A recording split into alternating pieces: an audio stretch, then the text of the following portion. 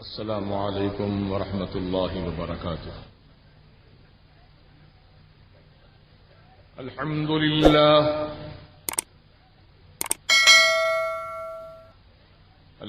لله الذي فضل سيدنا ونبينا على العالمين جميعا،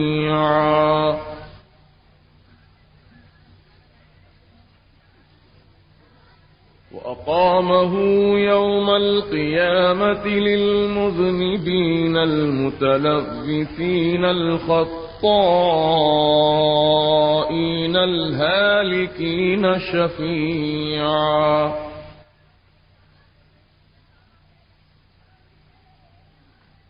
أشهد أن لا إله إلا الله وحده لا شريك له،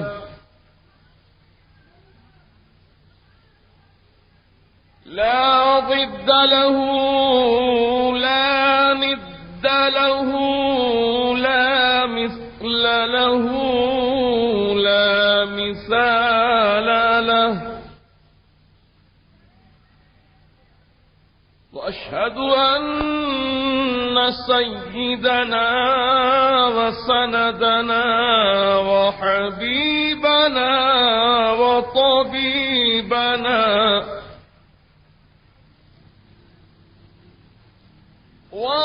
ووكيلنا وكفيلنا ورؤوفنا ورحيمنا ومأوانا وملجانا ومولانا محمدا عبده ورسوله، صلى الله تعالى عليه وعلى آله وأصحابه وعلى أتباعه وعلى أتقيائه، خصوصا منهم على سيدنا وسيد الكل وشيخنا وشيخ الكل وغوثنا وغوث الكل سيدنا بمحمد الشيخ عبد القادر الحسني الحسيني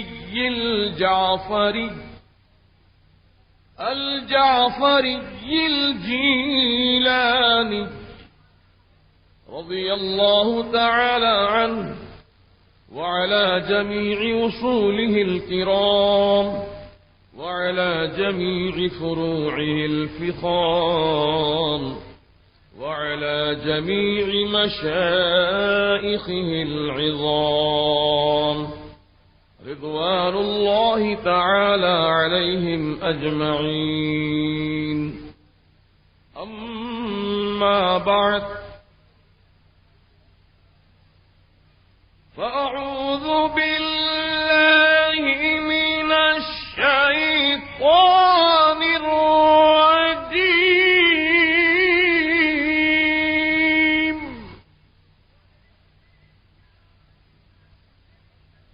بسم الله الرحمن الرحيم.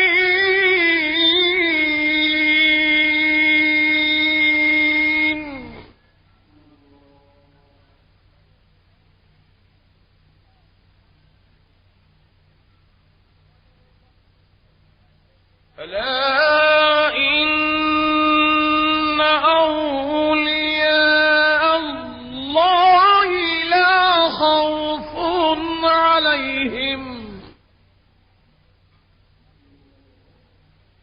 خوف عليهم ولا هم يحزنون.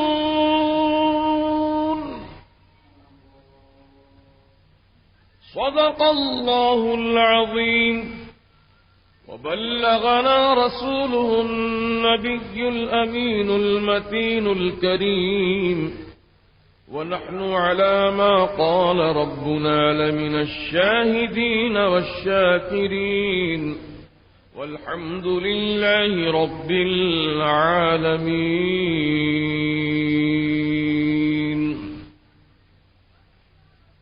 وأفوض أمري إلى الله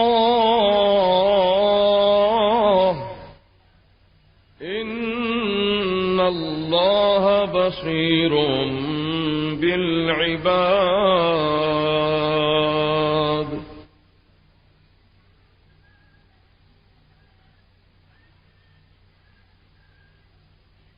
معزز علماء اہل سنت، بانیان جلسہ، بزرگان دین و ملت، نوجوانان اہل سنت، پردہ نشین خواتین اسلام، دستور اہل سنت و جماعت کے مطابق ہم اور آپ نہایت عقیدت و محبت کے ساتھ، کامل توجہ اور بھرپور وارفتگی کے ساتھ ہمارے اور آپ کے ساری کائنات کے آقا و مولا، مدنی دلہا، تاجدار عرب و عجم، صاحب لطف و کرم، باعث تخلیق آدم و بنی آدم، اللہ کے حبیب، انبیاء کے خطیب، زخم خوردہ انسانیت کے طبیب، عرب کے سورج، عجم کے چاند، اللہ کے پیارے، ٹوٹے ہوئے دلوں کے سہارے، آقائے نامدار، مدنی تاجدار، سید ابرار، سرکار ابد قرار، احمد مختار، محمد الرسول اللہ صلی اللہ تعالی علیہ وآلہ وسلم کی بارگاہ بے کس پناہ میں ہدیہ درود و سلام پیش کیجیے. اللہم صلی وسلم بارک علی سیدنا و نبینا و مولانا محمد کما تحب و ترضى بأن تصلی علیہ صلاة و سلاما علیک یا سیدی یا حبیبی یا رسول اللہ صلی اللہ تعالی علیہ وسلم.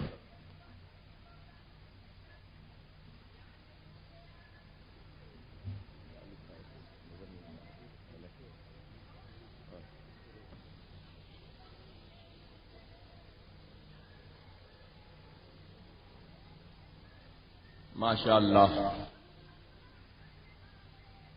الحمدللہ ثم الحمدللہ. آپ کے اس محلہ سالم چوک میں عظیم الشان جلسہ سیرت اولیاء رضوان اللہ علیہم اجمعین بڑی عقیدت و محبت کے ساتھ قائم کیا گیا ہے، منعقد کیا گیا ہے.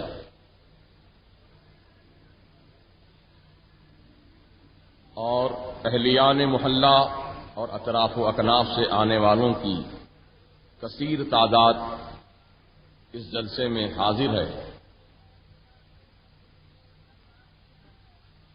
اللہ تبارک و تعالی آپ تمامی حضرات کو اپنے جود و کرم سے، اپنی رحمتوں سے، اپنے فضل عظیم سے مالا مال فرما دے. کیونکہ ایک طرف قوالی کی آواز گونج رہی ہے اور ایک طرف قرآن مجید کی تلاوت، حدیث مبارکہ کی تلاوت اور اللہ والوں کا ذکر ہو رہا ہے. یقیناً اللہ کا کرم ہے کہ سننے والوں کی تعداد اللہ اور اللہ والوں کا ذکر سننے کے لیے آئی ہے. تعداد کی کثرت اس نورانی محفل میں ہے. اللہ تبارک و تعالی ان حضرات کو بھی توفیق رفیق عطا فرما دے جو عین جلسہ کے وقت قوالی کی آواز جو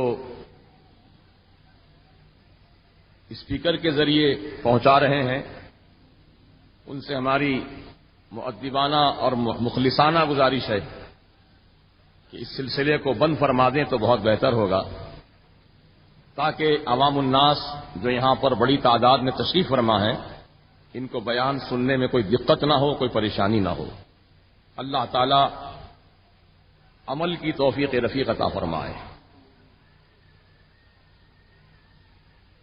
میں نے قرآن مجید کی جس آیت مقدسہ کی تلاوت کا شرف حاصل کیا ہے، یہ آیت مبارکہ 11ویں پارے کی، پارہ نمبر 11 اور رکوع بھی 11، 11ویں پارے کے 11ویں رکوع کی ہی آیت ہے۔ ألا إن أولياء الله لا خوف عليهم ولا هم يحزنون۔ کیا فرما رہا ہے مولا تعالی اس آیت شریفہ میں؟ سماعت کیجیے، آگاہ ہو جاؤ، خبردار، ہوشیار۔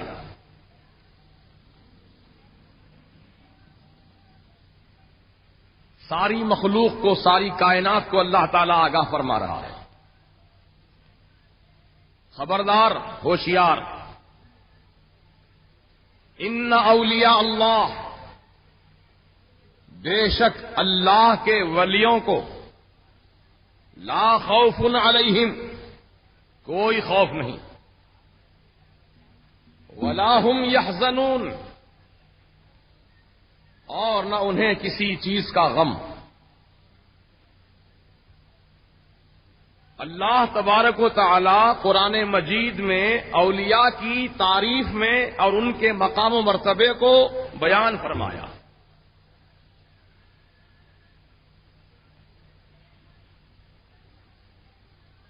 آگاہ ہو جاؤ، اللہ کے ولیوں کو کوئی خوف نہیں، نہ انہیں کسی چیز کا غم۔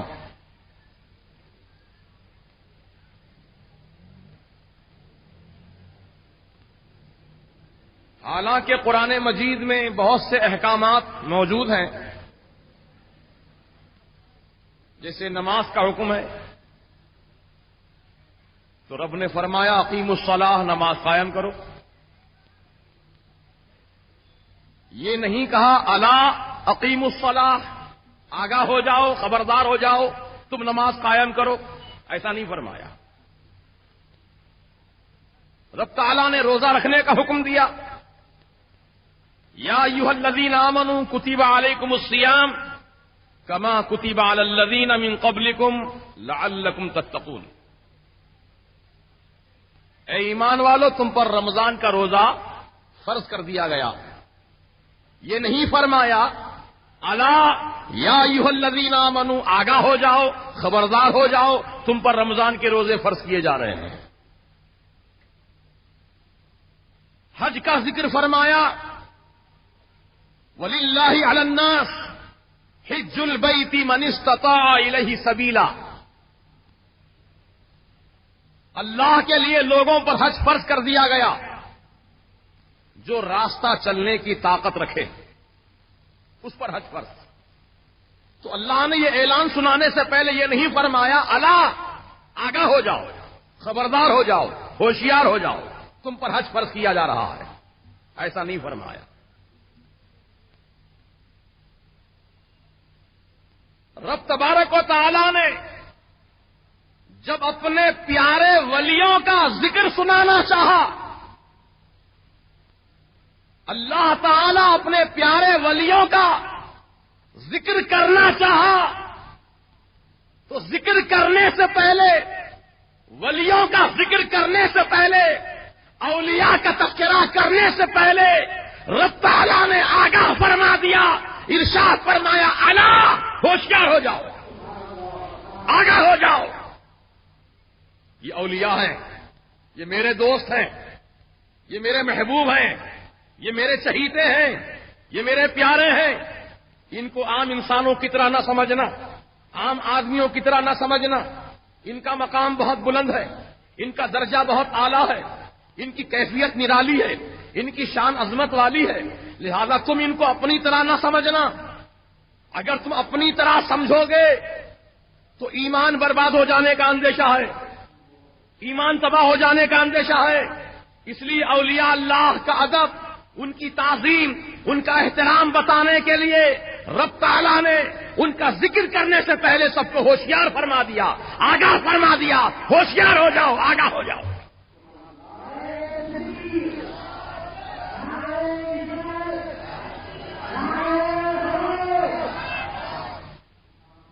ایک بہت ہی موٹی مثال دیتا ہوں آپ کے سامنے. ماشاءاللہ آپ کے محلے میں جا بجا لائٹ کے کھمبے لگے ہیں. کسی پر مرکیوری بلب ہے، کسی پہ ٹیوب لائٹ ہے، کسی پہ بلب ہے. بہرحال کھمبے مختلف گورنمنٹ نے لگوائے، محکمہ برقی نے لگائے، بہرحال لگائے. اور آپ کے محلے میں جہاں پر ٹرانسفارمر لگا ہوا ہے، آپ نے اس ٹرانسفارمر والے کھمبے پر ایک لال رنگ کا بورڈ بھی دیکھا ہوگا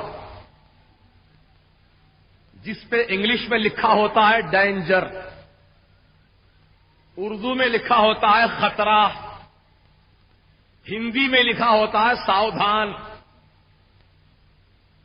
اور جو پڑھنا لکھنا نہ جانتے ہوں ان کو سمجھانے کے لیے 2 ہڈی انسان کی اور ایک کھوپڑی اس پر اتار دی جاتی ہے، یہ سمجھانے کے لیے کہ دیکھو یہ کھمبا عام کھمبوں کی طرح نہیں ہے، یہ پول دوسرے پول کی طرح نہیں ہے. یہ پول تو وہ ہے جس پہ مرکیوری بلب لگا ہے، اور یہ پول وہ ہے جس پہ ٹرانسفارمر لگا ہے.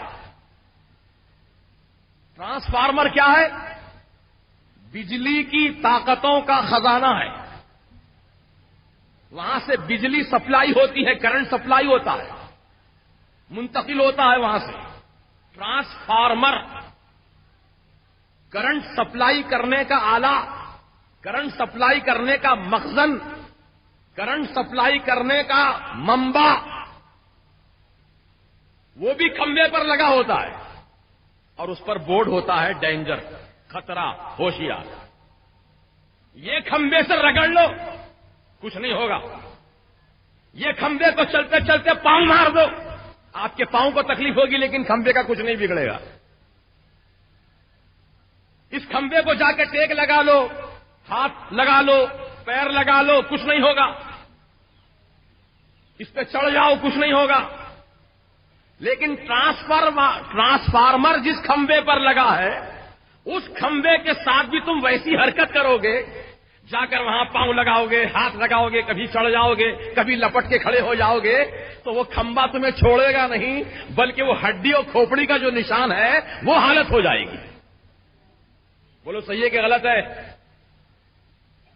اسی لیے حکومت نے آگاہ کرنے کے لیے بورڈ لگا دیا، الا، ہوشیار، خبردار. عام کھمبوں کی طرح نہ سمجھنا اس کو، اس کا معاملہ کچھ الگ ہے، اس کی کیفیت الگ ہے، اس کا درجہ الگ ہے. اگر اس کھمبے سے ٹکراؤ گے نا تو جان چلی جائے گی، جان چلی جائے گی. تو اب اس مثال کو سمجھنے کے بعد آؤ عام انسانوں کی طرف. عام انسانوں کا مقام اور ہے، عام انسانوں کی بات اور ہے. لیکن اللہ والے جن کو اللہ نے اپنا دوست بنا لیا، جن کو اپنا محبوب بنا لیا، اپنا مقرب بنا لیا، اب اللہ تعالیٰ کا جو بندہ قریب ہو جاتا ہے، اللہ تعالیٰ جس کو اپنے کرم سے قریب فرما لیتا ہے اور اس کو اپنی ذات و صفات کا مظہر بنا دیتا ہے، تو اللہ تبارک و تعالیٰ کی طاقتیں، قوتیں، اس کی صفات کا جلوہ اس سے ظاہر ہونے لگتا ہے. اب عام انسانوں کی طرح نہ سمجھنا، عام بندوں کی طرح نہ سمجھنا. ان کا مقام بہت بلند ہے، ان کا درجہ بہت اعلیٰ ہے. اس لیے اللہ تعالیٰ اپنے ولیوں کا ذکر کرنا چاہا تو اللہ فرما کر ہوشیار کر دیا کہ تم اولیاء اللہ سے ٹکراؤ گے تو ایمان چلا جائے گا، اور ٹرانسفارمر والے کھمبے سے ٹکراؤ گے تو جان چلی جائے گی. اس سے ٹکراؤ گے تو جان جائے گی، اولیاء اللہ سے ٹکراؤ گے تو ایمان چلا جائے گا. اسی لیے رب تعالیٰ نے ولیوں کا ذکر خصوصیت کے ساتھ فرمایا. لیکن یہ عقل کے اندھے، جو عقل کے اندھے ہیں اور دل کے بھی اندھے ہیں، ان کو اولیاء اللہ کی شان سمجھ میں نہیں آتی، نہ خدا کو سمجھے نہ رسول کو سمجھے۔ جب خدا اور رسولی کو یہ سمجھ نہیں پائے تو یہ اولیاء اللہ کو کیا سمجھیں گے؟ میری مراد بدعقیدہ جماعتوں سے ہے، انہوں نے نہ خدا کو سمجھا نہ رسول کو، نہیں سمجھے، یہ لوگ بھٹک رہے ہیں گلی گلی، کوچا کوچا، در بدر، آج تک ان کو ٹھکانہ نہیں ملا، آج تک ان کو اپنا مسکن نہیں ملا، گھوم رہے ہیں در بدر کی ٹھوکریں کھاتے ہوئے، نہ خدا کو سمجھے نہ رسول کو۔ اللہ تعالی کے بارے میں کہا اللہ تعالی بہت بڑا مکار ہے، اللہ تعالیٰ کو مکار کہا ان خبیثوں نے، اور آیت پیش کی قرآن کی، وَمَكَرُوا وَمَكَرَ اللَّهُ وَاللَّهُ خَيْرُ الْمَاكِرِينَ۔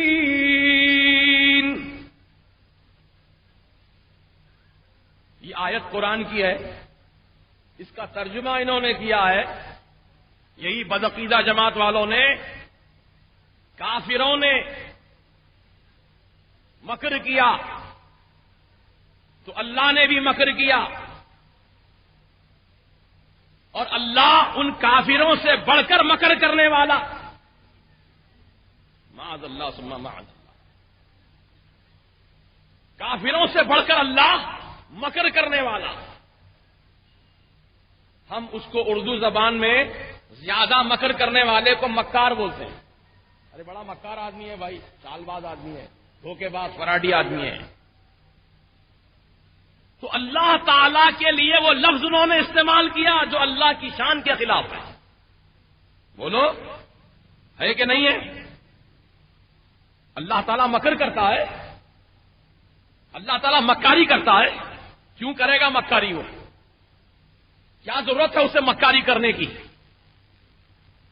یہ تم نے اللہ کی ذات پر سراسر تہمت باندھا، اللہ کی عظمت و شان کو تم نے مجروح کی کرنا چاہا، جبکہ اللہ کی ذات پاک و صاف ہے، منزہ اور مبرہ ہے مولا تعالی۔ عزیزان محترم، پھر اس آیت کا صحیح ترجمہ کیا ہے یہ بھی سن لو۔ یہ تو ان کا ترجمہ تھا بدعقیدوں کا کہ کافروں نے مکر کیا تو اللہ نے بھی مکر کیا، اور اللہ کافروں سے بڑھ کر مکر کرنے والا ہے، یہ ان کا ترجمہ ہے۔ اب یہ اہل سنت و جماعت کا ترجمہ سنو، اہل سنت و جماعت کا ترجمہ سنو، حق کا ترجمہ سنو، حقانیت کا ترجمہ سنو، صداقت کا ترجمہ سنو، ایمان افروز ترجمہ سنو، اور کنز الایمان سنو۔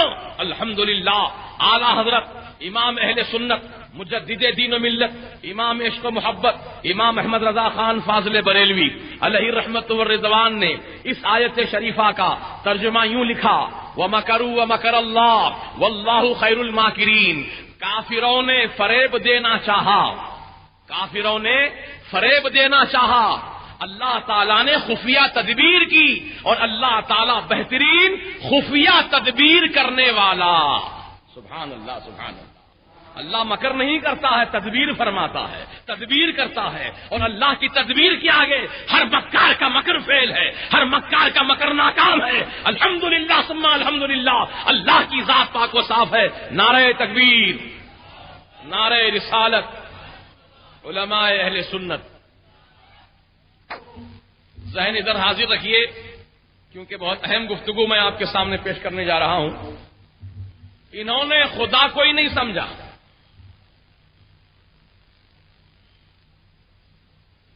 ایک جگہ لکھا اللہ تعالیٰ مکر کرنے والا، اور ایک جگہ لکھا اللہ تعالیٰ ابھی نہیں جانتا ہے، ابھی جانتا ہی نہیں۔ میں پوچھتا ہوں ان بےہودوں سے، اللہ کے نہ جاننے کو تم کیسے جان گئے؟ ارے بھائی میں کیا جانتا ہوں کیا نہیں جانتا ہوں آپ کو کیا معلوم؟ اور آپ کیا جانتے اور کیا نہیں جانتے مجھے کیا معلوم؟ جب تک میں آپ کا امتحان نہ لے لوں مجھے کیسے پتا چلے گا آپ کیا جانتے ہو کیا نہیں جانتے ہیں؟ اور جب تک آپ میرا امتحان نہیں لیں گے اس وقت تک آپ کو پتا نہیں چلے گا کہ میں کیا جانتا ہوں کیا نہیں جانتا ہوں۔ یہ اللہ کے متعلق کیسے کہہ رہے ہیں کہ اللہ نہیں جانا ابھی مجاہدین کو، وَلَمَّا يَعْلَمِ اللَّهُ الَّذِينَ جَاهَدُوا، اور اللہ ابھی مجاہدین کو جانا ہی نہیں۔ اللہ نہ جانا تم کیسے جان گئے؟ اللہ کے نہ جاننے کو تم کیسے جانے؟ اللہ علمان والحفیظ، یہ اپنا علم تو ثابت کر رہے ہیں اور اللہ تعالیٰ کے علم کی نفی کر رہے ہیں، اللہ تعالیٰ کے علم کی نفی کر رہے ہیں۔ سنو امام اہل سنت کا ترجمہ کیا فرمایا، یہ تو ان بدعقیدوں کا ترجمہ تھا جنہوں نے اللہ کے بارے میں لکھا کہ اللہ ابھی جانا ہی نہیں، اللہ ابھی جانا ہی نہیں۔ کس کو نہیں جانا؟ مجاہدین کو نہیں جانا، مجاہدین کو نہیں جانتا اللہ۔ بولو جی نہیں جانتا۔ میں حیدرآباد میں بول رہا ہوں یا کسی دیہات میں بول رہا ہوں؟ شہر حیدرآباد کے مرکزی مقام کہ مرکزی محلے میں بول رہا ہوں۔ ماشاءاللہ حیدرآباد کی عوام تو ماشاءاللہ کافی اردو داں عوام ہے، اور یہاں کی عوام علمی اعتبار سے بھی ایک اب درجہ اور مقام رکھتی ہے اپنا۔ تو میں آپ سے مخاطب ہوں، میں آپ سے پوچھ رہا ہوں کہ اللہ تبارک و تعالی ہر چیز کو جانتا ہے کہ نہیں جانتا ہے؟ جانتا ہے نا۔ کوئی چیز بھی ایسی نہیں ہے جس کو اللہ نہیں جانتا ہو، کوئی چیز ایسی ہے ہی نہیں جس کو اللہ نہ جانے۔ جب اللہ ہر چیز کو جاننے والا ہے، ہر چیز کا جاننے والا وہ علام الغیوب ہے، ہر غیب و ظاہر کا جاننے والا ہے، تو پھر ان وہابیوں نے کس بنیاد پر یہ ترجمہ لکھ مارا قرآن کے اندر وَلَمَّا يَعْلَمِ اللَّهُ الَّذِينَ جَاهَدُوا، اور اللہ نے ابھی مجاہدین کو جانا نہیں لکھا۔ العلمان والحفیظ، کتنا بڑا جھوٹ باندھا ہے اللہ پر انہوں نے، اللہ کے علم کی نفی کی ہے، اللہ کی بارگاہ میں توہین کی ہے، اللہ کی بارگاہ میں گستاخی کی ہے۔ تو یہ رسول کی بارگاہ کے گستاخ تو بعد میں ہے، لیکن پہلے اللہ کی بارگاہ کے گستاخ ہے۔ رسول کی بارگاہ میں بعد میں گستاخی کی ہے، پہلے اللہ کی بارگاہ میں گستاخی کی ہے، اللہ کی بارگاہ میں بے ادبی کی ہے۔ نہ ان کا ایمان خدا پر صحیح ہے، نہ خدا کے رسول پر صحیح ہے، نہ اللہ والوں کے متعلق ان کا عقیدہ ہے۔ ان کی بنیاد ہی صحیح نہیں ہے۔ یہ سب دکھاوا، اونچے پیجامے، ٹانگا کھول کے نماز پڑھنا، چیر رہے، اتنا چیر رہے ٹانگوں کو، اتنا چیر رہے، ہم کو تکلیف معلوم ہو رہی، بیچارہ اتنی تکلیف سے کیوں پڑھ رہا نماز؟ دور سے دیکھو تو ایسا معلوم ہوتا گیٹ وے آف انڈیا کا نقشہ نظر آ رہا ہے۔ ارے وہ طریقہ جو عورتوں کے لیے بتایا میرے آقا نے، سینے پر ہاتھ باندھو، عورتوں کے لیے حکم ہے تاکہ سینے کی بھی حفاظت ہو جائے نماز کی حالت میں، عورتوں کو حکم دیا گیا ہے۔ تو مردوں کو ناف کے نیچے ہاتھ باندھنے کا ہے، یا دل پر ہاتھ باندھنے کا ہے، یا پھر ہاتھ چھوڑ کر نماز پڑھنے کا۔ تین طریقے میرے آقا کے ہے نا۔ سرکار نے ناف کے نیچے بھی ہاتھ باندھے، یہ بھی سنت۔ حضور نے دل کے اوپر ہاتھ باندھے ہیں، یہ بھی سنت۔ حضور نے کبھی ہاتھ چھوڑ کر نماز پڑھے ہیں، یہ بھی سنت۔ تو امام اعظم ابو حنیفہ رحمۃ اللہ علیہ نے سرکار کی وہ سنت کو لیا جو حضور نے ہاتھ نیچے ناف کے نیچے باندھے۔ اس کے اندر کیا حکمت ہے؟ کیونکہ انسان کا نفس جو ہے وہ ناف کے نیچے ہے، انسان کا نفس جو ہے ناف کے نیچے ہے۔ یہاں ہاتھ باندھنے میں حکمت یہ ہے کہ تم اپنے نفس کو قابو میں رکھو، اپنے نفس کو قابو میں رکھو۔ امام شافعی رحمۃ اللہ علیہ نے اپنے ہاتھوں کو دل پر باندھا، حضور کے اس طریقے کو اپنایا، حضور کے اس سنت کو اپنایا، دل کو دل پر ہاتھ باندھا۔ اس کے اندر کیا حکمت ہے کہ اپنے دل کو قابو میں رکھو، اپنے دل کو قابو میں رکھو۔ تو امام شافعی کا طریقہ بھی صحیح، امام اعظم علیہ رحمۃ کا طریقہ بھی صحیح، اور امام حنبل رحمۃ اللہ تعالی علیہ کا طریقہ یہ ہے، یا امام مالک رحمۃ اللہ علیہ کا طریقہ یہ ہے کہ آپ نے ہاتھ چھوڑ کے نماز پڑھیں۔ یہ بھی سرکار کا طریقہ ہے، لیکن یہ طریقہ کس کا ہے؟ سینے پر گردن کے نیچے ہاتھ باندھنے کا طریقہ، یہ تو عورتوں کے لیے حضور نے بتایا کہ عورتیں اپنے سینے پر ہاتھ باندھے رکھیں تاکہ سینے کا ابھراؤ جو ہے وہ ظاہر نہ ہونے پائے، یہ عورتوں کے لیے ہے۔ اور دونوں پاؤں ایک طرف نکال کر بیٹھنا قاعدے میں یہ بھی عورتوں کے لیے بتایا گیا، مردوں کے لیے نہیں۔ مردوں کے لیے تو یہ ہے کہ بایاں پاؤں نیچے اپنے سرین کے نیچے بچھائے اور اپنا سیدھا پاؤں انگلیوں کے بل کھڑا کرے، اس طرح بیٹھے جیسے ہم لوگ بیٹھتے ہیں، امام اعظم رحمۃ اللہ علیہ کے ہے نا مقلد جو ہو جائے جس طرح بیٹھتے ہیں، یہ طریقہ صحیح ہے بیٹھنے کا۔ اور دونوں پاؤں ایک سائڈ نکال کر بیٹھنا یہ عورتوں کے لیے حکم ہے۔ تو جو طریقہ رسول نے عورتوں کے لیے بتایا تھا، یہ اہل حدیث اس طریقے پر عمل کر رہے ہیں اور اپنے آپ کو کہتے ہیں کہ ہم صحیح ہیں، ہم حق پر ہیں۔ میرے سرکار دو عالم صلی اللہ تعالی علیہ وسلم نے یہ نہیں ارشاد فرمایا کہ تم پر میری حدیث پر عمل کرنا ضروری ہے، میری حدیث پر عمل کرنا ضروری یہ نہیں فرمایا آقا نے، بلکہ سرکار نے یہ فرمایا علیکم بسنتی، میری سنت پر عمل کرنا تم پر ضروری ہے۔ یہ حدیث کے الفاظ ہیں، حضور نے فرمایا علیکم بسنتی وسنت خلفاء الراشدین المہدیین فتمسکوا بہما، تم پر میری سنت پر عمل کرنا بھی لازم، میرے خلفاء راشدین کی سنت پر عمل کرنا بھی لازم۔ ان دونوں سنتوں کو تم مضبوطی سے تھامے رہو، جب تک یہ دونوں سنتوں پر تم عمل پیرا رہو گے گمراہ نہیں ہوں گے، پھٹکو گے نہیں، بہکو گے نہیں، گمراہی کا شکار نہیں ہوں گے۔ تو آج یہ حدیث کہہ کر چلا رہے ہیں، جبکہ میں ان سے پوچھتا ہوں کیا تم سب حدیثوں پر عمل کر سکتے ہو؟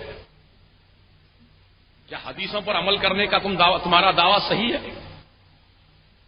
میرے سرکار نے ایک ہی وقت میں 4 سے زائد ازواج مطہرات اپنے نکاح میں رکھے ہیں، یہ حضور کی خصوصیت ہے۔ 11 ازواج مطہرات ہیں ہمارے آقا کی، ہم ایمان والوں کی مقدس مائیں 11 ہیں، سرکار کی ازواج مطہرات 11 ہیں، اللہ، اور حضور نے 4 سے زائد اپنے نکاح میں بیویوں کو رکھا، یہ حضور کی خصوصیت ہے۔ اب یہ ذکر حدیث میں موجود ہے، اب اگر کوئی شخص یہ کہے کہ صاحب حدیث میں 11 بیویوں کے رکھنے کا ذکر ہے لہذا میں بھی 11 رکھوں گا، رکھ سکتا؟ 4 کی اجازت ہے، وقت واحد میں 4 نکاح کر سکتا بشرطے کہ انصاف کرے۔ اور حضور علیہ الصلوۃ والسلام نے اونٹنی پر بیٹھ کر کعبۃ اللہ کا طواف کیا تھا، یہ حضور کی خصوصیت ہے۔ اب قیامت تک کوئی حاجی اونٹ پر بیٹھ کر سوار ہو کر یا کسی اور جانور پر سوار ہو کر وہ کعبے کا طواف نہیں کر سکتا۔ اونٹنی پر بیٹھنے کا ذکر حدیث میں موجود ہے۔ کیا اہل حدیث لوگ جو حدیث پر عمل کرنے کا دعویٰ کرتے ہیں کیا وہ ایسا کر کے دکھا سکتے ہیں کہ وہ بھی اونٹنی پر سوار ہو کے کعبے کا طواف کر لیں؟ نہیں دکھا سکتے، نہیں کر سکتے ایسا، تمہارے لیے پرمیشن نہیں ہے، یہ نبی کی خصوصیت ہے، یہ نبی کی شان ہے، یہ نبی کا مقام ہے۔ ایسی بہت ساری باتیں ہیں جو حضور کے لیے خصوصی، ہم آپ کے لیے نہیں، ہمارے آپ کے لیے نہیں۔ اچھا اور ایک چیز بتا دوں آپ کو، اذان دینا کیا ہے بولو؟ نماز میں اذان ہوتی نا، اللہ اکبر اللہ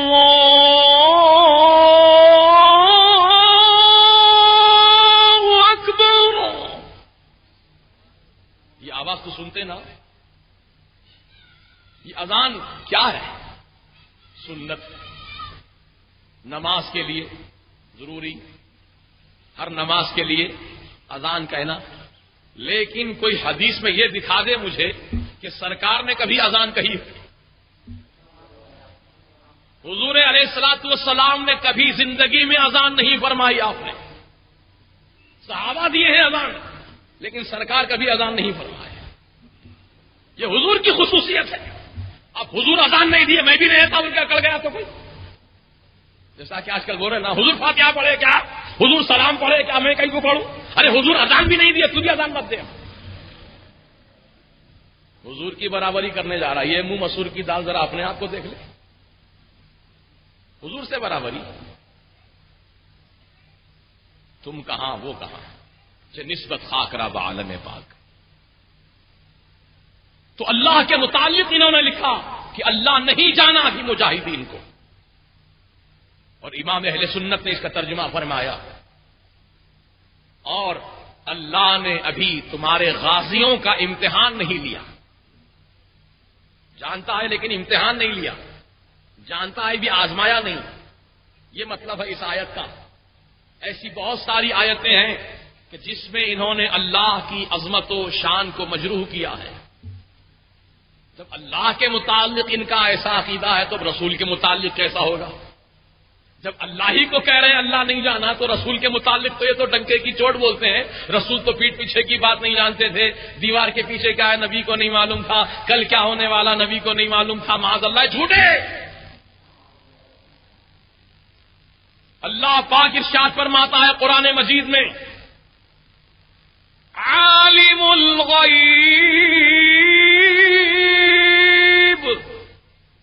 فلا يظهر على غيبه احدا الا من ارتضى من الرسول.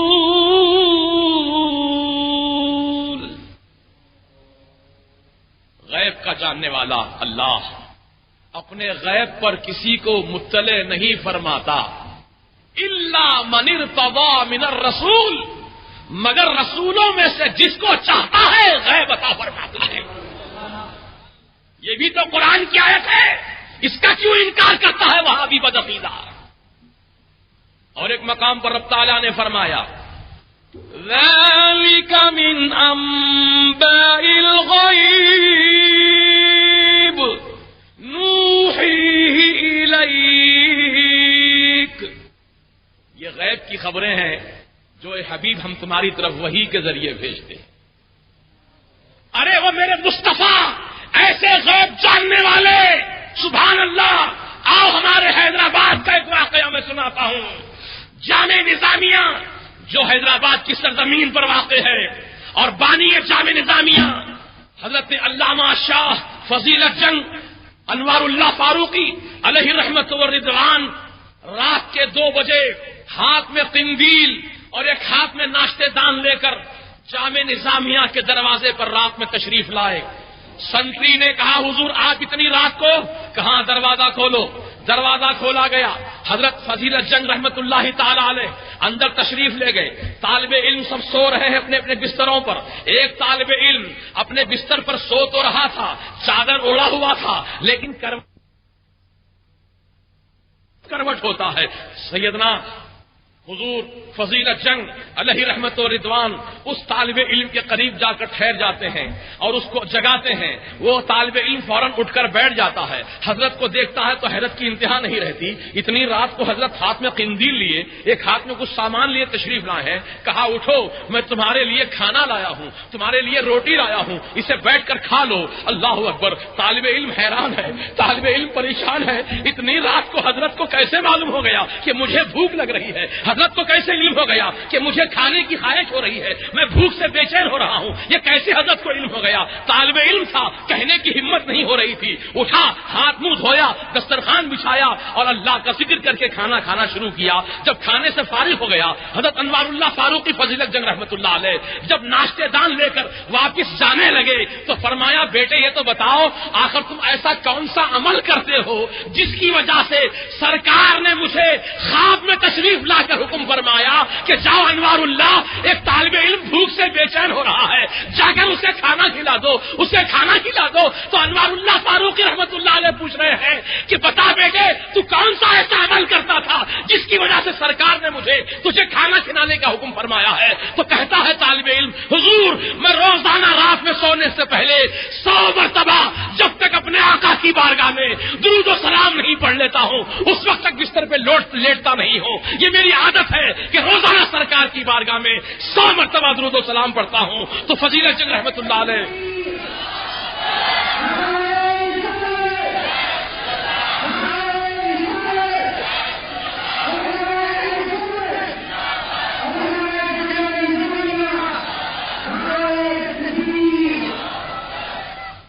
حضور انوار اللہ شاہ فاروقی فضیلت جنگ علیہ رحمت الرضوان کی آنکھوں میں آنسو آ جاتے ہیں.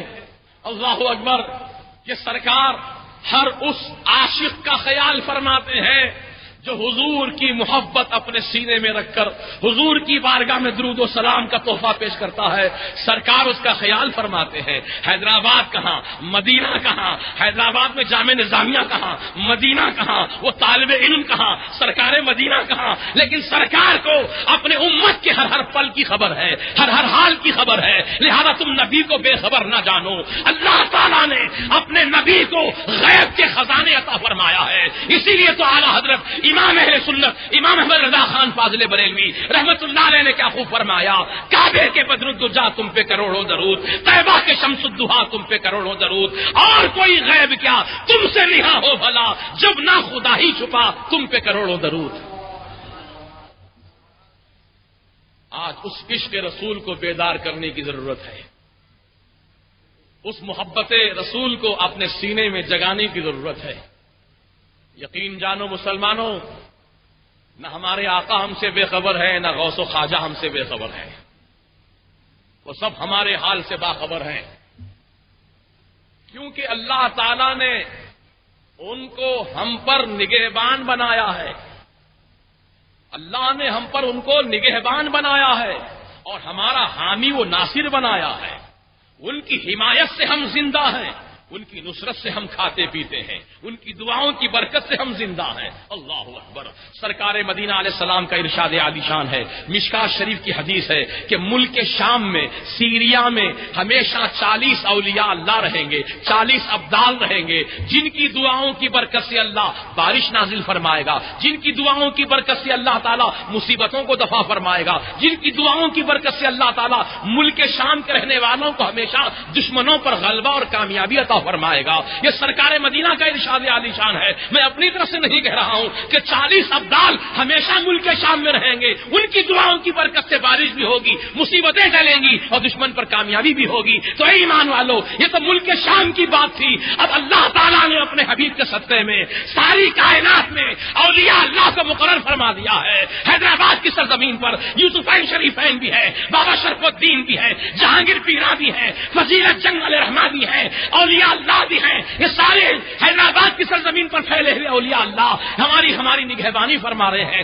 ہمارے لیے دعائیں خیر فرما رہے ہیں، ان کی دعاؤں کی برکت سے مصیبتیں ٹل رہی ہیں، ان کی دعاؤں کی برکت سے بلیات دفع ہو رہی ہیں۔ لہذا ہم کو اولیاء اللہ کا دامن نہیں چھوڑنا چاہیے، ان کے دامن سے کبھی بے تعلق نہیں ہونا چاہیے، بلکہ ان کی محبت، ان کی عقیدت، ان کا پیار ہمیشہ دل میں رکھو، ان کا نام لیتے رہو، ان کی تعلیمات کو یاد کرتے رہو، ان کے نقش قدم پر چلتے رہو، ان کا ذکر خیر کرتے رہو، ان کا نام ادب احترام سے لیتے رہو، ان کی تعلیمات کو پھیلاتے رہو، انشاءاللہ تم فائدے میں رہو گے، دنیا کا بھی فائدہ ہوگا، قبر کا بھی فائدہ ہوگا، آخرت کا بھی فائدہ ہوگا۔ اور یاد رکھو ایمان والو، کوئی اولیاء اللہ، کوئی اللہ کا ولی، کوئی اللہ کا ولی بے نمازی نہیں گزرا ہے، کوئی اللہ کا ولی بے روزہ دار نہیں گزرا ہے، کوئی اللہ کا ولی ایسا نہیں ہے جو معاذ اللہ شریعت کی خلاف ورزی کرتا ہو، شریعت کی کھلم کھلا خلاف ورزی کرتا ہو۔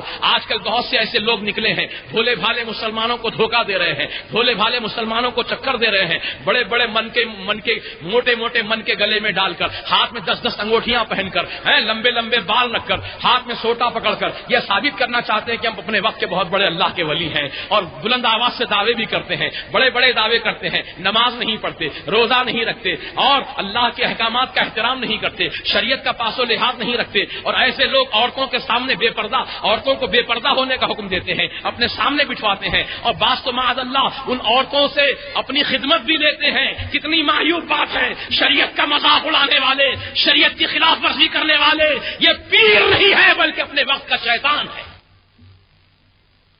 یہ اللہ کا ولی نہیں ہو سکتا۔ پیرانے پیر غوث پاک رضی اللہ تعالیٰ عنہ نے فرمایا، اگر کوئی ہوا میں اڑ رہا ہو، پانی پر پیدل چل رہا ہو، لیکن سنت کی خلاف ورزی کرتا ہو تو سمجھ لو وہ ولی نہیں ہے بلکہ شیطان ہے۔ ہوا میں اڑنا کمال نہیں ہے، ہوا میں تو پرندہ بھی اڑتا ہے، کیا ولی مانیں گے اس کو؟ ہوا میں تو مچھر مکھی بھی اڑتا ہے، کیا اسے بھی ولی مانیں گے آپ؟ نہیں نا۔ پانی پر مچھلی چلتی ہے اور بھی پرندے تیرتے ہیں، بطخ بھی چلتی ہے پانی پر، تو کیا اللہ کا ولی مانیں گے اس کو آپ؟ نہیں، اللہ کے ولی کی شان یہ ہے الذین آمنوا وکانوا یتقون، وہ ایمان والے بھی ہوتے ہیں، متقی پرہیزگار بھی ہوتے ہیں، اللہ کا خوف ان کے دل میں ہوتا ہے۔ کیسا خوف ہوتا ہے؟ اللہ اکبر، کسی وقت کی نماز قضا نہیں ہوتی، کسی وقت کی نماز قضا نہیں ہوتی، کوئی کام سنت کے خلاف نہیں کرتے، کوئی ادا ان کی سنت مصطفیٰ کے خلاف نہیں ہوتی، یہ اللہ والوں کی شان ہوا کرتی ہے، یہ اللہ والوں کی کیفیت ہوا کرتی ہے۔ چنانچہ پیرانے پیر غوث اعظم الصغیر محبوب سبحانی قطب ربانی میرا محی الدین الشیخ عبد القادر جیلانی رضی اللہ تعالیٰ عنہ پیدا ہوئے اپنی ماں کے پیٹ سے 29 شعبان المعظم کو پیدا ہوئے. پیدا ہوتے ہی آپ اپنی ماں کی گود میں جلوہ فرما ہوئے اور رمضان کا مہینہ دوسرے دن سے شروع ہو گیا تو پیروں کے پیر نے اپنی ماں کی گود میں رہ کر روزہ رکھنا شروع کر دیا.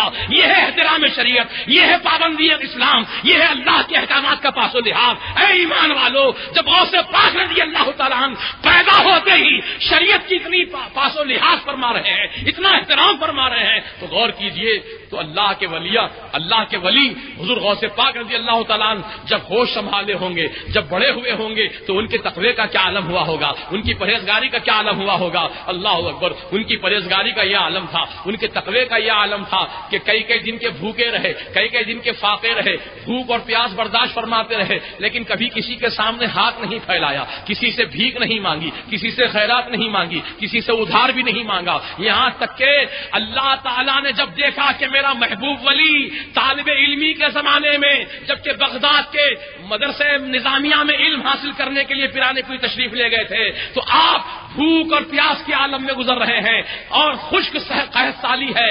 ایسے عالم میں کھانے کو کوئی کھانا نہیں مل رہا ہے, پینے کو پانی نہیں مل رہا ہے, تو آپ اس وقت دیکھا کہ جنگل کے لوگ پتے توڑ کے لا کے کھا رہے تھے, تو آپ بھی اس خیال سے تشریف لے گئے جنگل میں کہ میں بھی کچھ جنگل کے پتے توڑ کر کھا لوں گا, اپنی بھوک کو مٹا لوں گا. لیکن جب آپ وہاں پہنچے تو 70 اولیاء اللہ کو پہلے ہی سے وہاں موجود پاتے ہیں جو جنگل کے پتے چن کر کھا رہے تھے.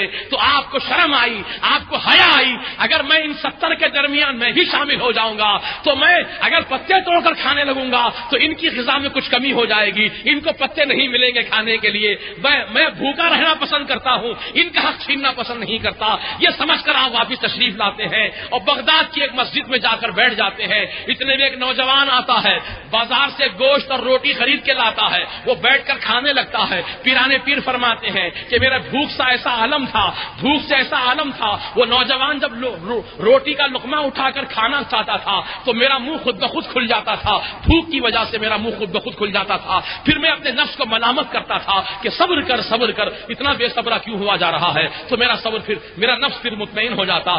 یہاں تک کہ وہ نوجوان نے مجھ کو نظر ڈالی اور مجھ کو کھانے کے لیے بلایا, ایک بار بلایا, 2 بار بلایا, تیسری بار جب بلایا تو سنت کی تکمیل کرنے کے لیے, کیونکہ سرکار کا فرمان ہے جب تم کو کھانے کے لیے دعوت دے تو تم اس کی دعوت قبول کرو. تو سرکار مدینہ کی سنت پر عمل کرنے کے لیے میں اس نوجوان کی دعوت پر لبیک کہا. تیسری مرتبہ کہنے پر میں آگے بڑھا اور جا کر جب اس کے ساتھ بیٹھا, کھانے کے لیے روٹی کا لقمہ توڑ کر میں کھانا چاہا تو اس نوجوان نے کہا, آنے والے مسافر نے کہا کہ میں 3 دن سے بہت پریشان ہوں, بغداد میں مسافر ہوں, کئی دن سے پریشان پھر رہا ہوں. کہا کیا بات ہے؟ کہا عبد القادر نام کے نوجوان کو میں تلاش کر رہا ہوں, 3 دن سے ان کا کوئی پتہ نہیں چل رہا ہے, کیونکہ جب میں جیلان سے چلا تھا تو ان کی امی جان نے 8 درہم میرے حوالے کیے تھے اور فرمایا تھا کہ جاؤ میرا بیٹا عبد القادر بغداد میں علم سیکھ رہا ہے, یہ 8 درہم لے جا کر میری امانت پہنچا دینا. میں ان کو کئی دن سے تلاش کر رہا ہوں لیکن عبد القادر کا پتہ نہیں چل رہا ہے. اے نوجوان, اگر تم جانتے ہو تو بتا دو خدارا عبد القادر کہاں رہتے ہیں. تو پیرانے پیر کی آنکھوں میں آنسو آ گئے, فرمانے لگے نوجوان جس سے تو گفتگو کر رہا ہے وہی عبد القادر ہے, وہی عبد القادر ہے. تو نوجوان چیخ مارا, کہا حضور مجھے معاف کر دیجئے, یہ روٹی یہ گوشت جو بازار سے خرید کے لایا ہوں, جو میں کھا رہا ہوں, یہ میرا نہیں ہے بلکہ آپ کے پیسوں کا ہے, آپ کے پیسوں کا ہے. کیونکہ میرے پیسے جب ختم ہو گئے ڈھونڈتے تو پھر آپ کے امانت میں سے میں نے خیانت کی ہے, آپ کے پیسوں سے میں نے روٹی خریدی ہے. حضور یہ روٹی اور گوشت میرا نہیں ہے بلکہ اس کے مالک آپ ہیں. پیرانے پیر نے فرمایا تو پریشان مت ہو, کھا اللہ کا ذکر کر کے روٹی. چنانچہ اس نوجوان نے جو پیسے بچے تھے وہ پیسے آپ کو لوٹائے. تو آپ سیدھے بازار جاتے ہیں, نان بائی کی دکان پہ پہنچتے ہیں, روٹی خریدتے ہیں, کچھ حلوہ خریدتے ہیں اور وہ جنگل میں جاتے ہیں جہاں 70 اولیاء اللہ پتے پالے چن کر اپنا پیٹ بھر رہے تھے. آپ ان اولیاء کے پاس جا کر روٹی کھلاتے ہیں, اللہ اکبر, اپنے لیے کچھ بچا کے نہیں رکھتے ہیں. یہ ہے پیرانے پیر کی شان, یہ ہے تقویٰ پرہیزگاری کا عالم کہ اپنی فکر نہیں کر رہے ہیں, دوسروں کی فکر ہے, اپنی بھوک اور پیاس کو برداشت کر رہے ہیں. یہ ایثار و قناعت کا عالم ہے, یہ ایثار و قربانی کا عالم ہے. تو اے ایمان والو, آج اولیاء اللہ کی ان تعلیمات کو زندہ کرنے کی ضرورت ہے, ان کی تعلیمات پر عمل کرنے کی ضرورت ہے. اللہ تعالی ہم سب کو توفیق رفیق عطا فرمائے. اور یاد رکھو, میں اپنی تقریر کو سمیٹ رہا ہوں کیونکہ مجھے رین بازار چمن کے جلسے میں بھی حاضر ہونا ہے، اور حضرت علامہ مولانا نعمت اللہ شاہ صاحب قادری جو حضرت علامہ مولانا سید عزیز اللہ قادری صاحب کے برادر گرامی ہے، اور دیگر علماء کرام اور اہلیان محلہ، نوجوانان محلہ کی محبت اور اخلاص کی بنیاد پر میں آپ کی خدمت میں چلا آیا، اور میں زیادہ دور نہیں رہتا ہوں، یہی ریاست نگر حبیب نگر میں رہتا ہوں، اور ہر جمعہ کو روضۃ الحدیث رین بازار چمن کی مسجد میں خطابت بھی کرتا ہوں۔ انشاءاللہ ملاقاتیں ہوتی رہیں گی آپ کی ہماری۔ بس آج ایک آخری پیغام آپ کی خدمت میں رکھ کر میں گزرنا چاہتا ہوں، اس کو سن لیجئے دل لگا کر۔ حضور سیدنا پیران پیر غوث پاک رضی اللہ تعالیٰ عنہ کی خدمت میں ایک شخص آیا اور کہنے لگا، حضور میں نمازی، میرے گھر کے بال بچے نمازی، گھر کی عورت نمازی، بچے نمازی، سب نمازی، لیکن پھر بھی گھر میں خیر و برکت نہیں ہے۔ حضور کچھ دعا تعویذ کر دیجئے، کچھ دعا تعویذ کر دیجئے تاکہ گھر میں خیر و برکت ہونے لگے۔ ایسے ہمارے پاس بھی بہت سے کیس ہیں حیدرآباد میں۔ اکثر مسلمان بھائی ہمارے جو کماتے ہیں، محنت کرتے ہیں، پھر بھی کہتے ہیں حضرت برکت نہیں ہو رہی ہے۔ کماتے ہیں، لاتے ہیں، گھر میں پتہ نہیں کدھر چلا جاتا، پتہ نہیں چلتا، کدھر چلا جاتا پتہ نہیں چلتا۔ تو بہرحال یہ خیر و برکت کیوں ختم ہو رہی ہے، اس کی کیا وجہ ہے، اس پر آپ غور کیجئے۔ تو پیران پیر کے پاس بھی آ کر وہ شخص وہی کہنے لگا کہ حضور میرے گھر میں خیر و برکت نہیں ہو رہی، کیا بات ہے، جبکہ سب لوگ نماز پڑھ رہے ہیں، اللہ کا ذکر کر رہے ہیں، اللہ کو یاد کر رہے ہیں، پھر بھی برکت نہیں ہے۔ تو پیران پیر نے فرمایا تیرا مکان کہاں ہے؟ کہا فلاں سڑک پر فلاں مقام پر میرا مکان ہے۔ کہا تیرے سامنے سے عام راستہ ہے؟ کہاں عام راستہ ہے، لوگ جاتے آتے ہیں۔ تو فرمایا جا اپنے مکان کے دروازے کے آگے ایک پردہ ڈال دے، اپنے مکان کے دروازے کے آگے ایک پردہ ڈال دے۔ چنانچہ وہ شخص گیا اور مکان کے دروازے کے سامنے ایک موٹا کپڑے کا پردہ لٹکا دیا۔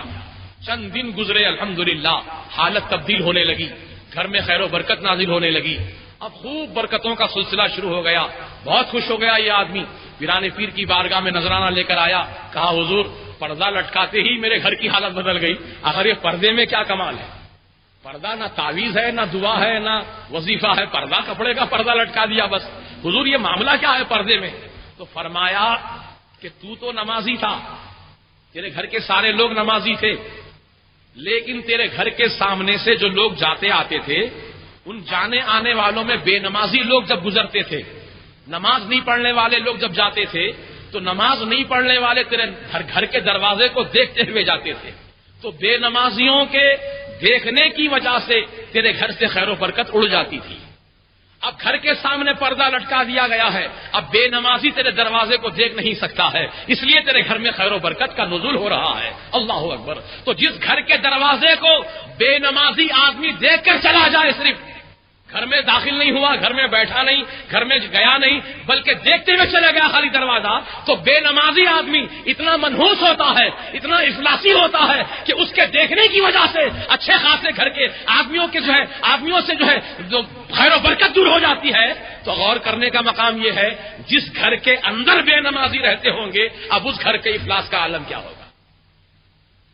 اس لیے ہمارا پورا سماج نمازی بن جائے، پورا ماحول ہمارا نمازی بن جائے، پورے محلے کے بچے نمازی بن جائیں، اور اللہ کے دربار میں 5 وقت حاضری دیں، کیونکہ پیروں کے پیر، میروں کے میر، ولی روشن ضمیر غوث اعظم دستگیر رضی اللہ تعالیٰ عنہ کی یہ تعلیمات ہیں کہ آپ نے کبھی اپنی نماز کو قضا نہیں ہونے دیا، آپ نماز باجماعت پابندی سے ادا فرماتے تھے۔ چنانچہ آپ کی خدمت میں کچھ لوگ دور کا سفر کر کے آئے اور کرامت دیکھنے کے لیے آئے تھے۔ جب دیکھا 1 دن 2 دن 3 دن ہو گئے، کئی دن گزر گئے، کرامت نظر نہیں آئی، تو لوگ مایوس ہو کر جانے لگے۔ تو پیران پیر نے فرمایا اے مسافرو ذرا ٹھہر جاؤ، ذرا ٹھہرو، میرے سوال کا جواب دیتے جاؤ، تم آئے کیوں تھے اور جا کیوں رہے ہو؟ تو کہا حضور آئے تھے اس لیے تاکہ کرامت دیکھیں، اور جا اس لیے رہے کہ کرامت نظر نہیں آئی، مایوس ہو کر جا رہے ہیں۔ تو ذرا میرے سوال کا جواب دیتے جاؤ، تم نے یہ کہہ رہے ہو کہ میری کرامت کوئی نظر نہیں آئی تم کو، مجھے بتاؤ کہ تم جتنے بھی دن میرے پاس ٹھہرے مہمان بن کر، یہ سارے دنوں میں بھی کوئی ایک نماز میری قضا دیکھی تم نے؟ کوئی نماز قضا دیکھی تم نے؟ کہا نہیں، کوئی نماز آپ کی قضا نہیں ہوئی۔ کہا اچھا یہ بتاؤ ان تمام دنوں میں کوئی کام بھی میرا سنت رسول کے خلاف دیکھا، کوئی کام شریعت کے خلاف دیکھا؟ تو کہا ہرگز نہیں، آپ کا ہر کام سنت کے مطابق ہوتا ہے، آپ کی ہر ادا شریعت کے مطابق ہوتی ہے۔ تو فرمایا اس سے بڑی کرامت اور کیا دیکھنا چاہتے ہو؟ نماز کی پابندی، شریعت کی پابندی سب سے بڑی کرامت ہے. اس سے بڑی کرامت اور کیا دیکھنا چاہتے ہو؟ یہ پیران پیر فرما رہے ہیں. اللہ اکبر.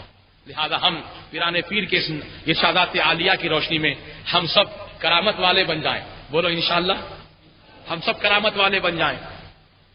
ہوا میں اڑنا کرامت نہیں ہے، متقی بن جانا کرامت ہے، پرہیزگار بن جانا کرامت ہے، نمازی بن جانا کرامت ہے، سچے بن جانا کرامت ہے، جوا سٹا شراب سے بچنا یہ کرامت ہے، گناہوں سے اجتناب کرنا یہ کرامت ہے. لہذا میں تمام نوجوان بھائیوں سے یہی گزارش کروں گا کہ تمام برائیوں سے سچے دل سے توبہ کر لیجئے اور سچے پکے مسلمان بن جائیے. دیکھیے کتنی دعائیں ہوئی. جامعہ نظامیہ کے اساتذہ، شیوخ، حیدرآباد کے تمام مشائخ اور عوام الناس کی بڑی تعداد سب عیدگاہ میں جمع ہوئی، نماز استسقاء ادا ہوئی، دعائیں ہوئی. کہاں ہے برسات؟ اللہ تعالیٰ کو آخر ہم پر رحم کیوں نہیں آ رہا ہے؟ اللہ تعالیٰ ہم پر رحمت کی بارش کیوں نازل نہیں کر رہا ہے؟ کیا وجہ ہے آخر؟ تو عزیزو اس کی دو وجوہات ہیں. پہلی وجہ تو یہ ہے کہ بدعقیدگی پھیل رہی ہے. حضور کو گالیاں دینے والے زیادہ ہو گئے، اولیاء اللہ کا مذاق اڑانے والے زیادہ ہو گئے، اس لیے اللہ کا قہر نازل ہو رہا ہے. اور دوسری وجہ بدعمالی، یعنی لوگ آج اتنے مست ہیں، کھا کے پی کے مست ہیں کہ ان کی مستی شادی کے موقع پر دیکھنے میں آتی ہے. جب شادی بیاہ کا موقع ہوتا کسی دوست کی، کوئی رشتہ دار کی، تو جو جناب والا بینڈ باجا بجاتے ہیں اور جو ناچ کود کرتے ہیں، جو ڈانس کرتے ہیں، ان کی مستی اس وقت دیکھنے میں آتی ہے کہ کتنا مست آدمی ہے یہ، کتنا مستی میں جھوم رہا ہے. اللہ تعالیٰ کا غضب جوش میں آ رہا ہوگا. جب تم باجا بجا رہے ہوں گے نا تو اللہ کا غضب جوش میں آ رہا ہوگا. پھر تم دعا مانگتے ہو اللہ بارش نازل فرما دے. پھر رات میں شادی کی دعوت میں جا کے ناچ کودتے ہو. پھر جو ہے ولیمہ کی دعوت میں پودینے کا ہار لے کر راستے بھر جو ہے دھوم مچاتے جاتے ہو. پھر کہتے ہو یا اللہ پانی برسا دے. اللہ تعالیٰ کہ تمہاری ہر ادا، تمہاری ہر عمل کو اللہ تعالیٰ دیکھ رہا ہے. اللہ سے کوئی پوشیدہ نہیں ہے. ایک تو بدعقیدگی پھیل رہی ہے، دوسرے بدعمالی پھیل رہی ہے. اس لیے اللہ کا قہر ہم پر ٹوٹ پڑا ہے، قہر ہم پہ نازل ہو رہا ہے. یاد رکھو بدعقیدہ گستاخوں کی تائید کرنا بھی گستاخی ہے. کافر کو کافر نہ کہنا بھی کفر ہے. جو گستاخان رسول کو کافر نہ کہے، نہ کہنے والا بھی کافر ہے. حضور علیہ الصلوۃ والسلام کی توہین کرنے والا کافر، حضور کو اپنا جیسا بشر کہنے والا، حضور کے علم غیب کو جانوروں سے تشبیہ دینے والا کافر ہے. اب جو بھی یہ کہے کافر ہے، چاہے وہ علامہ کہے کافر ہے، چاہے وہ شیخ کہے کافر ہے، چاہے پیر کہے کافر ہے، مفتی کہے کافر ہے. کوئی کہے اپنے وقت کا بڑے سے بڑا علامہ، اگر رسول کی بارگاہ میں گستاخی کرنے والا ہے اور اس کی وہ تائید کر رہا ہے تو تائید کرنے والا بھی شریعت کی روشنی میں کافر ہے.